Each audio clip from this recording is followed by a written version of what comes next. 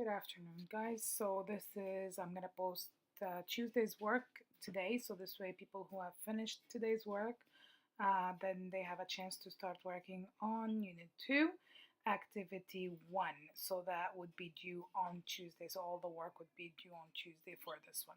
So for Tuesday, we're gonna start a new unit, and then the Activity 1 is introducing the summary.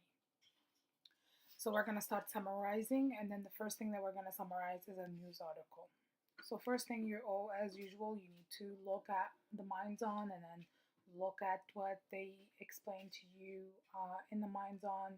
The first Minds On was about looking at a picture and trying to summarize a picture. What kind of information can you get from that picture? What things you should look at? For example, what are your axes? What is the title of your picture? What's that bolded black line? What does the Y25 is a big number? And so on and so forth. So this is just Minds On. These are things that you need to think about when you're looking at a picture. Again, there is nothing you have to submit for that part. It's just for your information. Then we're going to move on to reading skills in everyday life. So when you're reading, you're always summarizing. You're either, let's say, if your boss asks you to read an article and then you summarize it to them, or to write a report. When you're writing a report, you're summarizing at the beginning, because a lot of people don't go and read a report unless before what they do before is they read the summary first, and if they like the summary, then they go and read the reports. Like, when you're picking a book, you read the summary at the back of the book before you decide that you want to read this book. So the summary is very important skill that you need to know how to write. So the first thing that you're going to do before you do any reading or anything like that, you're going to think about a time recently in your life where being able to read and understand the most essential parts of a text were important. And then you're going to write this into ePortfolio. Please do not submit this into a box. Just click save to your ePortfolio and then reflect on this specific question. So this is the questions. Think about a time recently in your life where being able to read and understand the most important parts of a text were important, right? The text could be anything from your course outline to, let's say, a ticket that you just recently bought to travel somewhere, or let's say your contract for work or whatever, right? So think about recently what did you have to read and you had to understand, so you're able to understand what the text is telling you to do. And then you're gonna have to submit it to your ePortfolio only, please. And then you're gonna read about basically it tells you what are the important parts of a summary or of a news report. So read the whole thing, please. Again, we're going back to setting a purpose for your reading, which we've already done a few times. I would also go through it.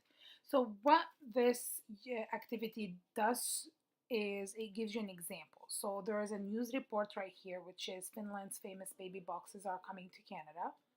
First stop is Alberta. You're gonna see, you can read this article, but also you can watch a video that shows you a teacher that goes step by step. How is that teacher? What is she thinking? What is she doing to start writing the summary?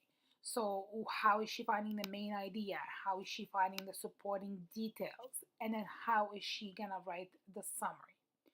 All right, now, so watch this video. This video is showing you how the teacher is thinking aloud to summarize this news article. After you do that, you're gonna see the summary that the teacher wrote. So this is the summary exemplar that the teacher wrote, right? It shows you different, so what you need to include. These are things that are important to include, so that's by pressing on the green button. The article title and the topic sentence, right? Make sure that you include all of this in your own summary, guys. It's very important. Follow the exemplar. Now, this is something new that you guys haven't done before, is after you read all of this, you're gonna, and based on the summary exemplar that you just saw, create a list of criteria that you think a summary should have in order to be effective. Guys, it tells you. If you actually click on the green buttons, it tells you what you need to have. So if you look through it, you would know exactly what your success criteria are going to be. You're going to have to write them down. This time you're going to share them. You're going to share them to a discussion. So that's new. We haven't done that. So you're going to press on join the discussion, and then you're going to start a new thread, and then you're going to enter your discussion. So you're going to enter a subject, and then you're going to write it. Okay. If you are sending your own response, you're going to start a new thread. If you are going to reply to someone else, you read someone else's response, and then there is a button that says reply under it.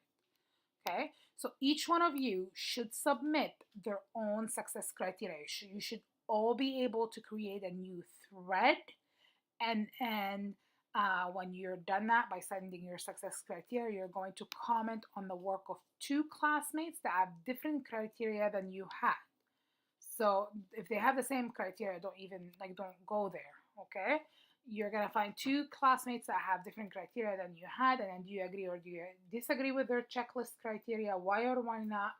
And then you're gonna answer this question: if your classmate had a different criteria, would you add it to your own list? So this is all under the discussion. Remember, you're gonna create your own thread and then put your own discussion about what criteria a summary should have, and then you're gonna reply to two other people. Now, this is basically just starting your work. So the discussion is the second thing that you have to do, because you had to do ePortfolio before. Now, it's your turn. It's your turn to read a news report. So you have two options. You have the first option, which is Nunavut food price soar amid U.S. drought plunging loony, right? So you're gonna read this, or you're gonna read teens who try e-cigarettes more likely to start smoking. So this is another article. You're gonna have to set a purpose for your reading. Why do you want to read? Which one do you want to read? And why do you think you want to read it? And then what do you know about the subject and stuff like that? And then decide which one you're going to read. Make sure that when you're done reading, log it. Remember that Word document that you had prepared to log all your reading. Now, what you're gonna do after you read this, you're gonna press on whatever article you read, and then you're gonna print it. You're gonna print it because I want you to do the same thing that the teacher did in the video. So you're gonna highlight the main idea. You're gonna identify 3 or 4 supporting details. You're gonna cross out any information that you think is nonsense. So that's only doable, if you actually are able to print the articles, and that's why I included two. I included the 2 articles. You're gonna pick one of them, press on it, print this, and then do it. Do the highlight. When you're done with this, you're gonna write your news report summary. Okay, your news report summary. That's your assignment for today. So this is what I'll be marking out of 10. And you have to write in complete sentence, begin with a topic sentence that identify the main idea of the article, the title of the article, and the original author's name. Include supporting details, but leave out any unnecessary words or examples. Link your supporting details using transition words. Use your own words whenever possible.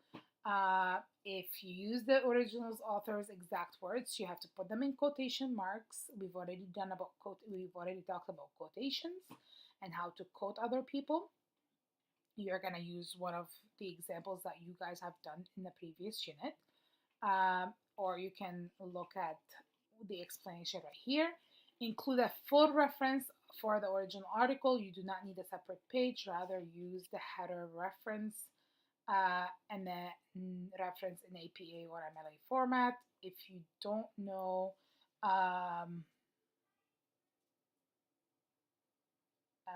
how to do that, please Google that. All right, after you're done this, you're gonna submit your work to this Dropbox. Guys, please, I will open the Dropbox and everything will be ready for you. Make sure that you submit the correct assignment. I've been getting a lot of blank documents or documents that haven't been filled out and there's things like that. So please, guys, make sure that you submit your stuff to the right Dropbox. I can't keep control of everything. Now, how am I marking this? So I'm marking it as 1 for content, 2 for organization, 3 for grammar, mechanics, and semantics, and then 4 for the reference. And this is out of 10 marks. So exactly 1 mark for content, 2 marks for organization, 3 for grammar, and actually no, that won't be that right, sorry. But I'll be looking at all of these and then I'll decide. Content will probably have the most marks, right? Make sure that you have all your contacts. So organization would have 1 mark, grammar and mechanics would have 2, I would say, and then reference would be 1, so that's a total of 4, and then content will have 6 because I want the main, I want to have the author's name, the article name, and I want the supporting documents. Okay. And then at the end, after you submit your work here, you're gonna submit the same one, the same, what is it called? The summary report. After you receive feedback from me, you're gonna send it to the e-portfolio. Okay, so the e-portfolio part, you don't have to do it until later, until you receive information back from me. But for now, you're gonna end at submit your work, and then you're gonna submit your news report summary. Let me know if you have any problems or any issues. I will post this, as I said, on Monday, so you guys have it for Tuesday.